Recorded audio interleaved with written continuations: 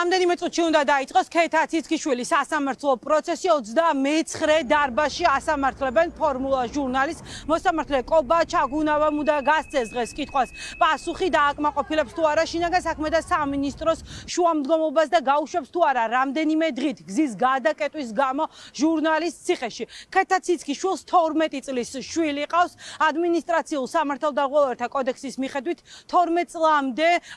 მშობელი დედა არ შეიძლება რომ პატიმრობაში გაუშვა სასამართლომ ახლა საინტერესო არის მოსამართლე როგორ წაიკითხავს ქეთა ციცქიშვილის საქმესთან დაკავშირებით სწორედ ამ მუხლს რომელიც ჩაწერილი არის ადმინისტრაციულ სისხლის სამართალ კოდექსში უნდა აღინიშნოს ის ფაქტი რომ 29 დარბაზი სავსე არის ქეთა ციცქიშვილის გულშემატკივრებით ჟურნალისტებით სხვადასხვა პროფესიის ადამიანებით ევროპული მომავლის მცველებით იმ ხალხით ვინც რუსთაველის გამზირზე 300-ზე მეტი დღეა დგას და ქვეყნის ევროპულ მომავალს იცავს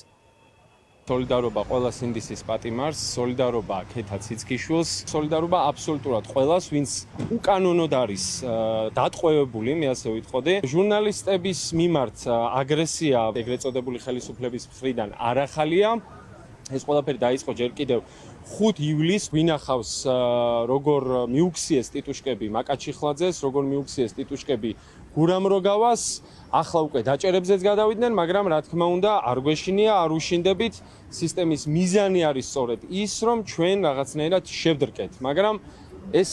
არ მოხდება და ქეთა ციცქიშვილის სახე დღეს მანქანიდან ამის ყველაზე ნათელი დასტურია. ქართული ოცნების დიქტატორული რეჟიმი მიდის დიქტატურის ჩვეულებრივ უკვე ისტორიის განმავლობაში არაერთხელ გათელილ გზაზე ჩვენ ვუსწრებთ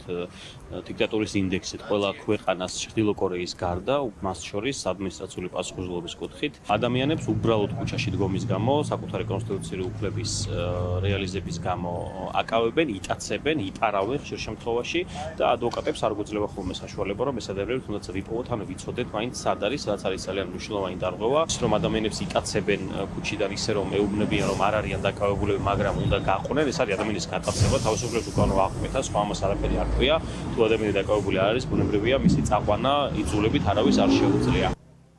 სასამართლოს განაჩენს ელოდება ნინო ბერუაშვილი, სამოქალაქო აქტივისტი, მის საქმესთან დაკავშირებით დაახლოებით 2 საათია, რაც საქალაქო სასამართლოში პროცესი მიმდინარეობს. დღეს ისარგებლა დაკავებულმა სამოქალაქო აქტივისტმა სიტყვის უფლებით, მან თქვა რომ არის ფარმაცევტი, კანონი მას არ დაურღვევია, ამბობს რომ აღიარებს რომ იმყოფებოდა საპროტესტო აქციაზე, როგორც ერთი რიგითი მოქალაქე, ცდილობს დაიცვას საქართველოს ევროპული მომავალი. ეს იყო სწორედ სამოქალაქო აქტივისტვის თავარი სათქმელი დღეს მოსამართლისთვის რა გადაწყვეტილებას მიიღებს მან უჩარ ცაცვა ეს ცოტა ხანში გახდება ცნობილი საქალაქო სასამართლოში რამდენიმე წუთში ასევე კიდევ ერთი აქტივისტი საბა ჯაფარიძის სასამართლო პროცესი უნდა დაიწყოს ამ შემთხვევაში ზვიად ცეკვავას მოუწყევს წევს ჯაფარიძის საქმესთან დაკავშირებით გადაწყვეტილების გამოცხადება კიდევ ერთი სამოქალაქო აქტივისტი თამარ თორთლაძე ელოდება სასამართლო პროცესის ჩანიშვნას თუმცა ამ დრომდე ადვოკატებისთვის უცნობია